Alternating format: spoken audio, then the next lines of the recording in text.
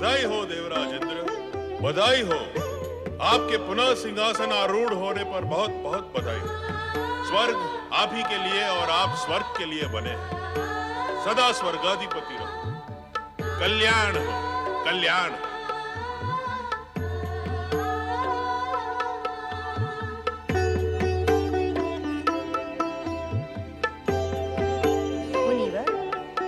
इस हो चुके कल्याण में संपूर्ण योगदान देवी पार्वती का है।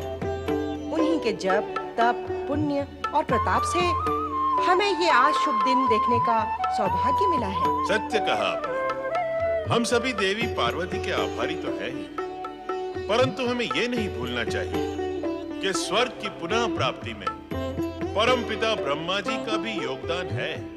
महातपस्विनी देवी पार्वती की जय हो। परमपिता ब्रह्मा जी की जय हो।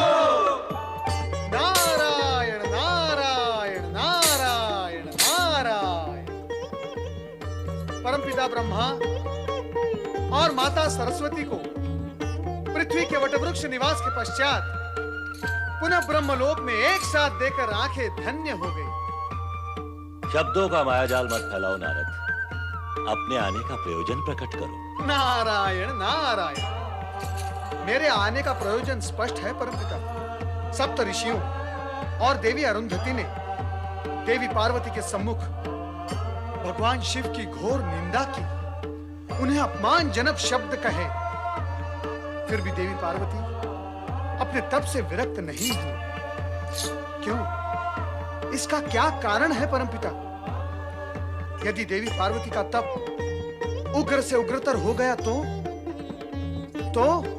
नारद, तो नाम के इस प्रश्न ने जन्म अवश्य लिया है, किंतु इसका उत्तर अभी जन्मा नहीं है और न ही भविष्य में इसके जन्मने की कोई संभावना है।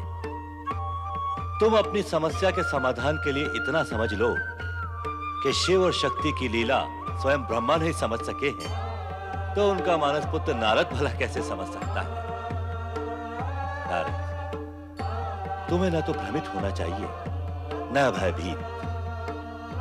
समय से पूर्व तो प्रलय भी नहीं आएगा, इसलिए पार्वती का तप, उग्र तप सफल होकर अशुभ नहीं शुभ परिणाम लाएगा।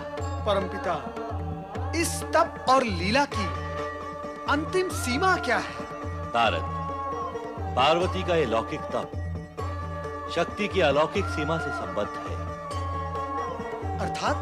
शिव इस समय पार्वती की परीक्षा ले रहे हैं और ऐसी परीक्षाएं एक सूत्र तक की सीमा पर ही समाप्त होती है। अर्थात जब शिव पार्वती का विवाह निर्विघ्न संपन्न हो जाएगा, तभी स्थिति सामान्य होगी। नारायण नारायण। परमपिता, लगता है स्थिति मात्र सामान्य ही नहीं सर्वमान्य हो गई है। देवराज इंद्र अपने सभी देवगण सहित स्वर्ग पर अपना अधिकार प्राप्त कर गीत, संगीत, नृत्य और हर्षोल्लास में मग्न हो चुके हैं। ये असामान्य स्थिति है नारद। अभी तो इन देवताओं की परीक्षा भी शेष है। आश्चर्य है, इतनी कठोर स्थिति से निकलकर आए देवताओं को क्या अभी और परीक्षा देनी होगी? माता, कितने समय पश्चात वे सुख की सीमा में आए हैं। क्या सुख की अवधि इतनी सीमित होती है? सुख स्वयं के साथ और सुविधा की सामग्री बन जाए तो उसकी अवधि सीमित होती है। वो सुख का पल्लू भी दुख की मुट्ठी में कसा हुआ होता है।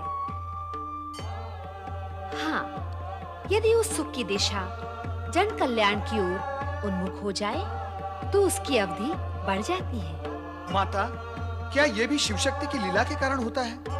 शिव शक्ति की लीला कहो अथवा प्रकृति का नियम, किंतु होता ऐसा ही है। समय आने पर देवताओं को भी इस सत्य का ज्ञान हो जाएगा।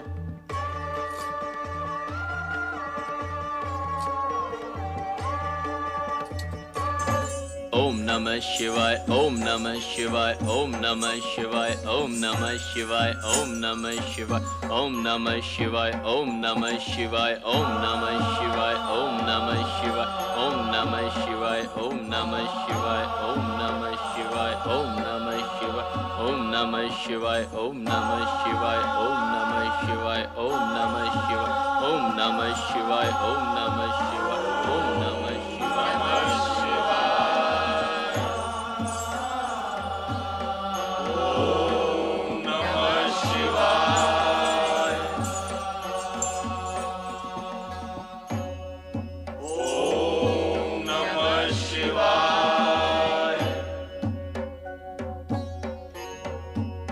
सब ऋषि और देवी अरुंधति भी लौट आए आप सब।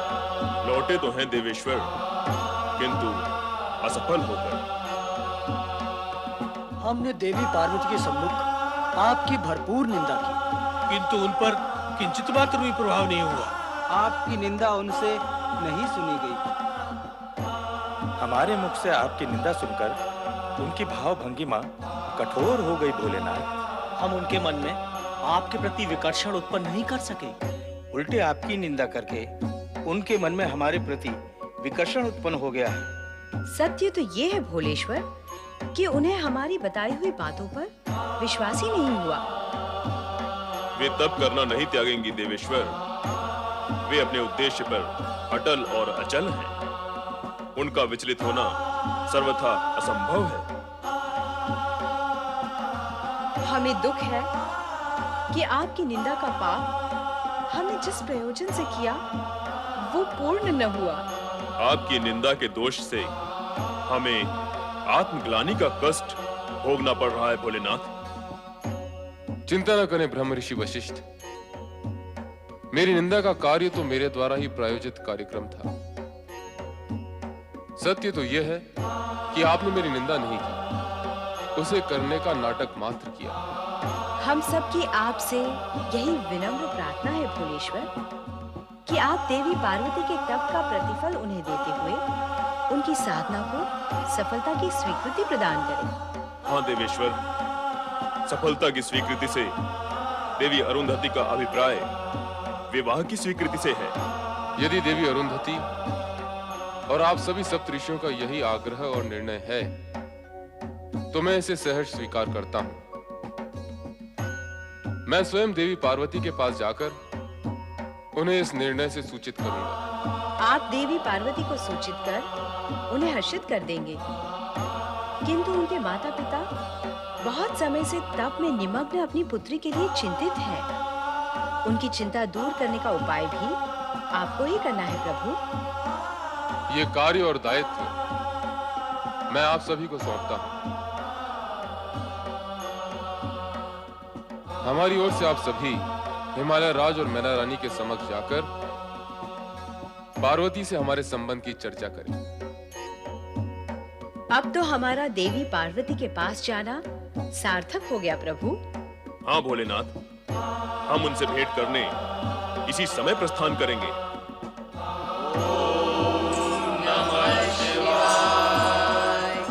कब मिलेगी शिव की स्वीकृति और कब समाप्त होगा पार्वती का तप?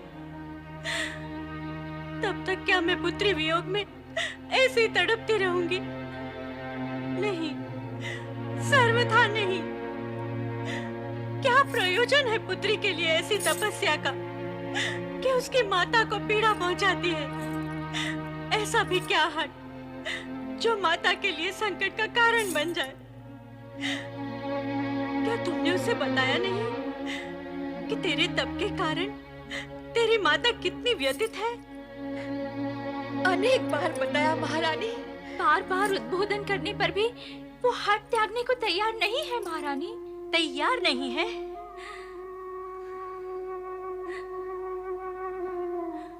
तो वो अपना हट नहीं त्यागेगी। मेरी पुत्री अपना हट नहीं त्यागेगी। पर मैं तो उसकी माता हूं ना। मेरा हट तो उसके हट से भी अधिक हटीला होगा। अब मैं भी अपने हट पर अडिग रहूंगी और पार्वती का विवाह शमशानवासी बैरागी शिव के साथ कदापि नहीं होने दूंगी। कदापि नहीं होने दूंगी। कदापि नहीं होने दूंगी।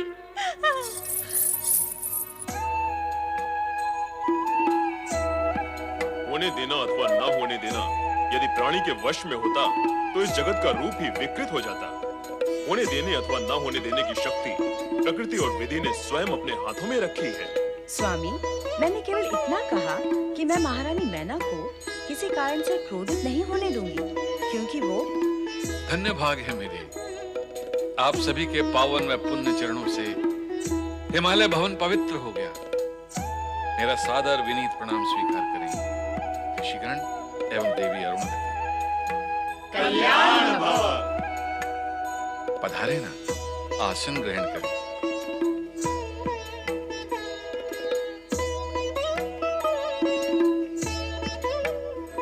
मेरा मन कहता है कि आप सभी पुण्य आत्माओं का हमारे यहाँ आगमन अवश्य ही किसी मंगलमय कारण एवं कार्यवश हुआ है।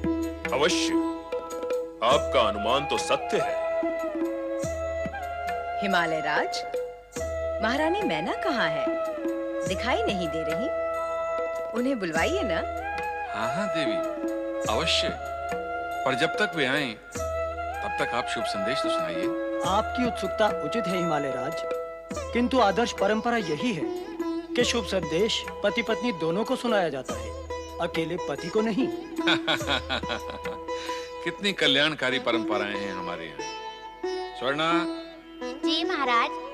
अपनी स्वामिनी से कहो कि देवी अरुणधति एवं अन्य सप्तऋषि गण आए हैं, आकर उनके दर्शन लाभ ग्रहण करें। जी। हिमालय राज, आपके श्रीमुख पर जो मुस्कान है उसके पीछे हमें चिंता की रेखाएं भी स्पष्ट दिखाई दे रही है। आप ऋषियों का अनुमान सत्य है। हम दोनों ही चिंतित हैं। चिंता का कारण? हमारी पुत्री पार्वती। वो तो तपस्या में लीन है, चिंता का कारण वो कैसे हो सकती हैं? यही तो हम दोनों की चिंता का विषय है। हमने पार्वती को बहुत समझाया, किंतु वो अपने हठ पर अडिग है। तप त्यागने को तैयार ही नहीं होती। आप क्यों चाहते हैं कि वो तप त्याग दे? तप तो जीवन के मार्ग को सरल, सुलभ व सुखी बनाता है, उज्जवल भविष्य का निर्माण करता है। पर यदि पार्वती की तपस्या से भगवान शंकर प्रसन्न हुए तो परिणाम क्या होगा? तप का परिणाम क्या नहीं शुभ होता है हिमालय राज। तो क्या हमारी पार्वती का तप सफल हो गया?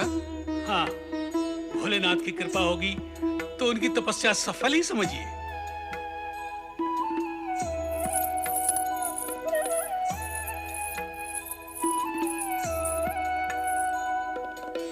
देवी अरुंधति और पूज्य ऋषि श्रेष्ठ, मेरा प्रणाम स्वीकार करें। कल्याण भव।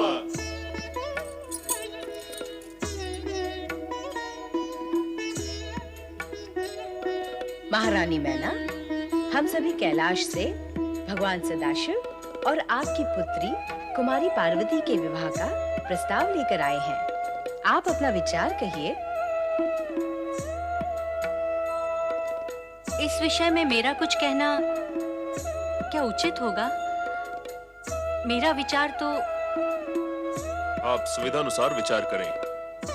यदि आप चाहें तो कुमारी पार्वती से इस विषय पर चर्चा कर लें।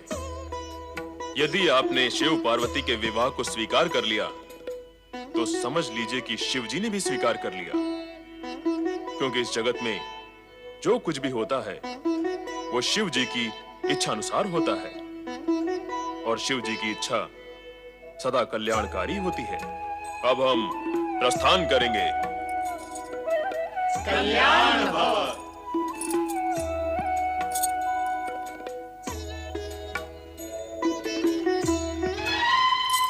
कहो मैना रानी, अब कहो अपने मन के विचार जो उनकी उपस्थिति में नहीं कह सकती। स्वामी, आप भली भांति जानते हैं कि मैं इस विषय में क्या कहूंगी। जानता था मैना रानी, किंतु देवी अरुणधति व सप्त ऋषियों द्वारा भगवान शिव शंकर के विवाह के प्रस्ताव के पश्चात तुम्हारे विचारों में कुछ तो परिवर्तन आया होगा। कैसा परिवर्तन? कहाँ का परिवर्तन?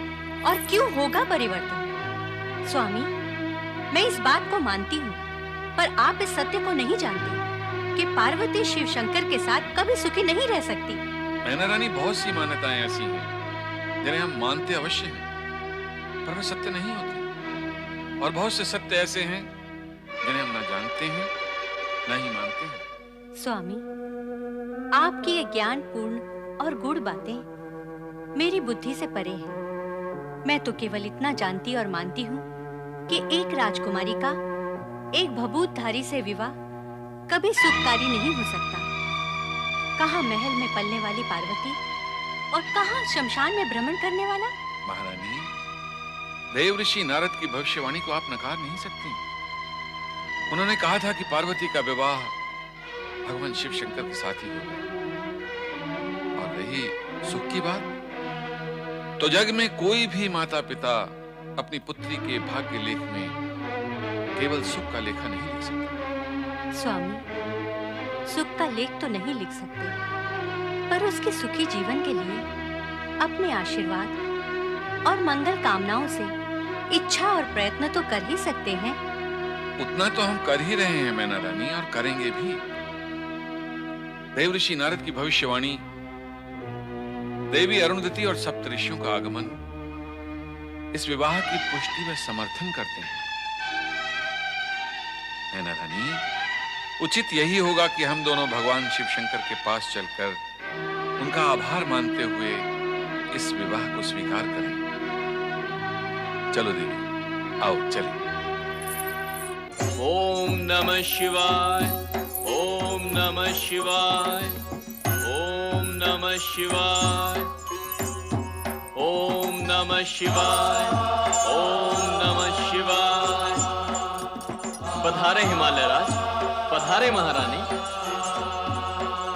नंदी महाराज, भगवान शंकर तो समाधि में बैठे हुए हैं। इसमें आश्चर्य क्या है हिमालय राज? आश्चर्य तो तब होता है जब भोलेनाथ समाधि में नहीं होते। तो आश्चर्य की ऐसी स्थिति कब आएगी नंदी महाराज? ऐसी स्थिति आने का ज्ञान किसी को भी नहीं होता। कुछ तो संभावना होगी। नहीं नहीं, भोलेनाथ की समाधि कब टूटेगी इस विषय में कोई भी कुछ नहीं कह सकता। आप स्वयं प्रयत्न करके देखिए।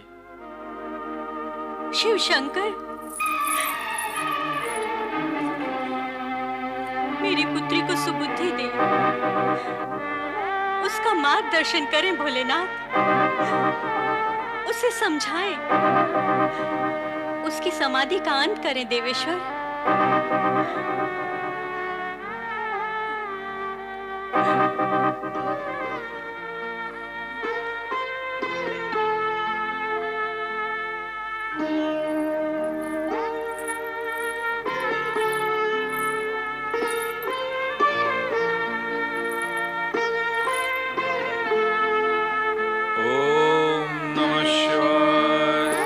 महारानी मैना शिवजी से पुत्री पार्वती को मार्गदर्शन देने और उसकी समाधि का अंत करने की प्रार्थना तो कर गई, परंतु समाधिस्थ शिवजी ने उसका कोई उत्तर नहीं दिया, क्योंकि उन्हें यह भली भांति ज्ञात था कि पार्वती अपनी तपस्या कदापि नहीं छोड़ेगी। पार्वती की तपस्या से समस्त दानव जाति अत्यंत भयभीत थी, क्योंकि पार्वती की तपस्या की सफलता तारकासुर के साथ साथ उनके विनाश का भी कारण बनेगी। तारकासुर का भयभीत सेनापति इस प्रसंग को लेकर शोणितपुर उसके समक्ष पहुंचता है। दानवराज महाबली तारकासुर की जय। कैसे होगी जय? ब्रह्मा ने हमें स्वर्ग से निकलने का आदेश दिया, तपती ज्वालाओं से डरकर हमने स्वर्ग छोड़ दिया। अब जब तक पुनः हम स्वर्ग प्राप्त कर तीनों लोकों पर विजय प्राप्त नहीं कर लेते, तब तक इस घोरी और व्यर्थ की जय से क्या लाभ? स्वर्ग का स्वप्न तो अब समाप्त हो गया दानवराज। क्यों हमारी निराशा को बढ़ा रहे हो सेनापति? जो देखा और जो सुना है वही कह रहा हूँ स्वामी। हिमालय पुत्री पार्वती की तपस्या इतनी उग्र हो चुकी है कि भोलेनाथ शिव उनसे प्रसन्न होकर उनसे विवाह की स्वीकृति कभी भी दे सकते हैं। नहीं, ऐसा नहीं होगा, ऐसा कभी नहीं होगा। मैं ऐसा होने ही नहीं दूंगा। यदि शिव पार्वती विवाह हुआ तो मेरा काल शिवपुत्र उत्पन्न हो सकता है। मैं शिव पार्वती मिलन नहीं होने दूंगा, नहीं होने दूंगा। तुम जाओ, पार्वती को तपस्थली से उठाकर उसे समाप्त कर दो। क्या हुआ सेनापति? तुम्हारे चेहरे पर ये भय कैसा? प्राण क्यों सूख गए तुम्हारे? सुना है पार्वती शक्ति का अवतार है। सुना है, सुना है। सेनापति, तुम केवल सुनते ही रहते हो, देखते कुछ नहीं हो। देखने वालों के मुख से ही सुना है कि यदि हमने पार्वती के साथ अप्रिय व्यवहार किया तो हमारी संपूर्ण जाति का विनाश हो जाएगा। ये भी तुमने सुना है, देखा नहीं। सेनापति, मूर्खता की सीमा से बाहर निकलकर आंखें खोलकर देखो कि जो पार्वती शिव को प्रसन्न नहीं कर पाई, उसे पाने के लिए तपस्या की जा रही है। उसमें भला इतनी शक्ति और बल कहां कि वो हम असुरों को समाप्त कर सके। तुम अपनी सेना के शक्तिशाली और भयानक असुरों को लेकर जाओ और उसे समाप्त कर दो। जाओ। मैं आपकी आज्ञा का पालन करूंगा महाबली, किंतु आप एक बार पुनर्विचार कर लें। यह सत्य है कि पार्वती शक्ति का अवतार है।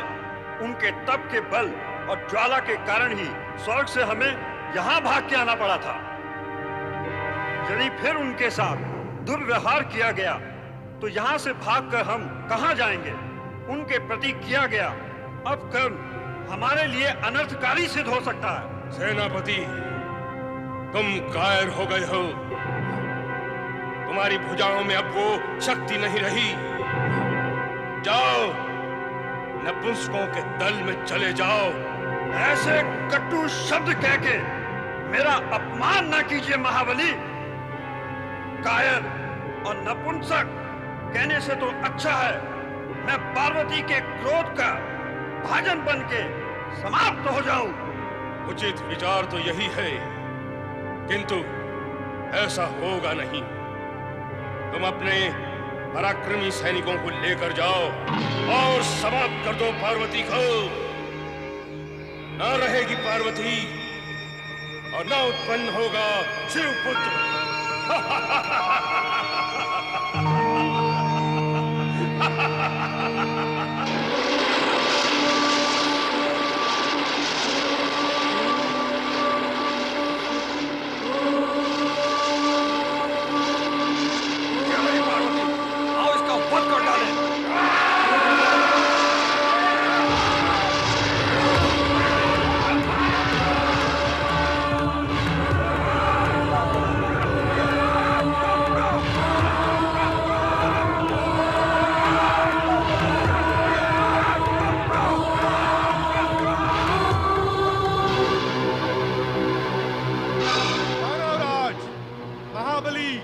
तारकासुर की जय।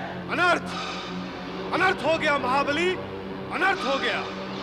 मेघासुर, तेरा सुर बिगड़ा हुआ क्यों है रे? जरा शांति से, प्यार से बता क्या बात है। दैत्यराज, आपने पार्वती के विनाश के लिए सेनापति और सैनिक भेजे थे। हाँ, भेजे थे। तो अब वे वापस नहीं आएंगे। क्या? क्यों नहीं आएंगे? क्योंकि पार्वती की तप की ज्वाला ने सबको सहा कर दिया। सब के सब मारे गए। अरे दुष्ट, अशुभ समाचार सुरताल में सुना रहा है। त्रिलोक विजय अब आवश्यक हो गई है। त्रिलोक विजय की ये यात्रा हम स्वर्ग लोक से शुरू करेंगे। पहले स्वर्ग लोक, फिर अन्य लोक। शिव पार्वती के विवाह की संभावनाएं इसी विजय यात्रा में समाप्त हो जाएंगी। फिर कौन बचेगा हमारा विरोधी? कौन बचेगा? कोई नहीं बचेगा हमारा थी।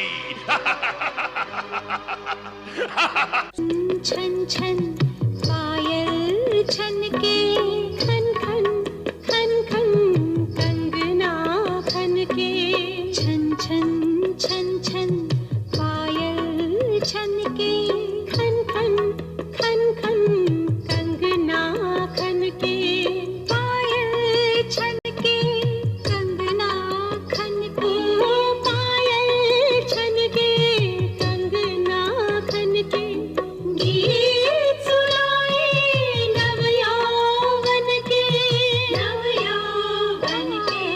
छन छन छन छन पायल छन के खन खन खन खन कंगना खन के।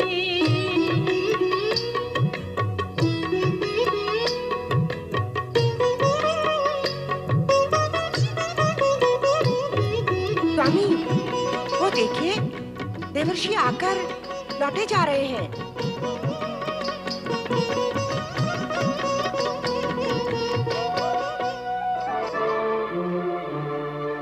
देवऋषि, देवऋषि, देवऋषि, अभी अभी आए और अभी चल दिए। इंद्र सभा में आपका स्वागत है। आइए, पधारिए। देवराज इंद्र को बधाई देने आया था, परंतु देवराज इंद्र स्वयं नृत्य और गान के विलास में डूबे हुए हैं। नारायण नारायण। आइए। नारायण नारायण नारायण, श्रीमन नारायण नारायण नारायण। प्रणाम देवर्षि। देवराज, विलास और शक्ति की शत्रुता है। दोनों का निर्वाह एक ही स्थान पर संभव नहीं होता। देवर्षि, देवर्षि, कहीं आपका तात्पर्य ये तो नहीं है कि यदि आप इस नृत्य का आनंद लेंगे तो इस विलास के कारण आपकी शक्ति क्षीण हो जाएगी और आप आशीर्वाद देने योग्य नहीं रहेंगे? प्रत्येक प्राणी पर चरितार्थ होने वाला सत्य यही है देवराज, कि विलास से शक्ति क्षीण हो जाती है, और जिसकी शक्ति क्षीण हो जाती है वो आशीर्वाद तो क्या, स्वयं के लिए मंगल कामना करने के भी योग्य नहीं रहता। नारायण नारायण। अद्भुत सत्य है, जग व्यापक सत्य है ये, शाश्वत सत्य है ये। देवराज, इस सत्य का प्रयोग स्वयं पर कर देखें। वो कैसे देवर्षि? अतीत के छोर से भविष्य के छोर तक विचार गमन द्वारा। देवराज, अतीत में विलास प्रियता के कारण आपकी शक्ति क्षीण हुई, तो असुरों ने आप पर आक्रमण कर स्वर्ग पर अधिकार कर लिया। उस स्थिति में आप वन वन भटकते रहे, कभी परमपिता ब्रह्मा, तो कभी श्रीहरि विष्णु, तो कभी भोलेनाथ के सम्मुख जाकर आर्तनाद करते रहे कि आपको तारकासुर से रक्षण प्राप्त हो। देवी पार्वती की कृपा और शक्ति से परमपिता ब्रह्मा जी ने तारकासुर को स्वर्ग से भगा तो दिया, परंतु वर्तमान में आप ये सत्य भूल रहे हैं कि तारकासुर मरा नहीं, जीवित है।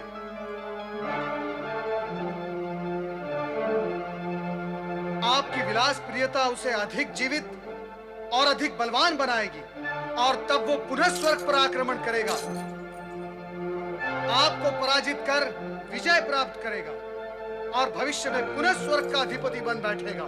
नहीं देवर्षि, नहीं, आप तो हमारे हितैषी हैं, फिर ऐसी अशुभ कामना क्यों कर रहे हैं? ये अशुभ कामना नहीं है देवराज, मैंने आपकी सावधानी के लिए सत्य को साकार करने का मात्र प्रयास किया है। ये आप भी करें तो आपको लाभ होगा। नारायण नारायण। मैं कैसे करूं? दूरदर्शिता का आंचल पकड़ लेंगे तो कर सकेंगे। चलो आरंभ मैं किए देता हूं, आगे की दौड़ आप स्वयं लगा लेना। नारायण नारायण। सर्वप्रथम आप ये स्वीकार कर लें कि आप पुनः स्वर्ग के अधिपति बन गए हैं। हम ही क्या, सारा जग जानता है। नारायण नारायण नारायण। देवराज, सारा जगत ये भी जानता है कि तारकासुर जीवित है और स्वर्ग का स्वामी बनने की महत्वाकांक्षा उसे स्वर्ग की दिशा दिखाएगी। देवराज, आप और मैं ये भी जानते हैं कि तारकासुर का वध करने वाला अभी तक उत्पन्न नहीं हुआ और तब तक असुरराज तारकासुर किसी भी समय। नहीं देवर्षि नहीं, अब बस करें। बस तो देवराज इंद्र को करना है देवी सची। ये भली भांति जानते हैं कि तारकासुर का वध केवल शिवपुत्र ही कर सकता है। अब हम और कष्ट नहीं सहन कर सकते देवर्षि। स्वर्ग से बाहर हमने बहुत यातनाएं सही हैं। इसीलिए अब तो तारकासुर का वध अवश्य होगा। देवराज इंद्र से पहले पूछ तो ले कि कब और कैसे होगा।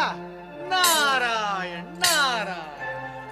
होगा तो शिवपुत्र के द्वारा ही, किंतु शिव पार्वती विवाह होगा तभी शिवपुत्र की उत्पत्ति होगी।